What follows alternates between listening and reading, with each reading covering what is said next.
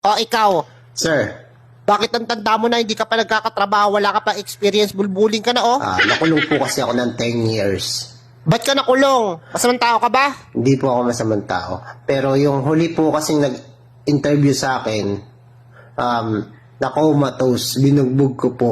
Ha? Sabi ba naman, tatawagan na lang daw ako bukas.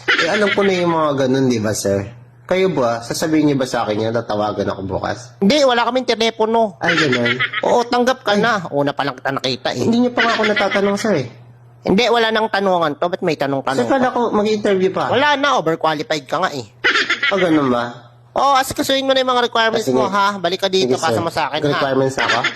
Oo, yung mga katulad mo, hindi dapat pinapalampas ng kumpanya yan. Bakit tatawagan-tawagan? Wala kaming telepono dito. Ay, salamat, sir. O sige Hindi naman na. kayo natatakot niyan. Hindi mukha ka naman mabait. Bakit ako matatakot sa'yo? Ano ka ba? Salamat. Sige, sir. Thank you. Huwag mo Thank kalimutan you. yung mga requirements Mag-requirements ha. Pasa mo na dito. Ikaw naman talaga, para kang ano.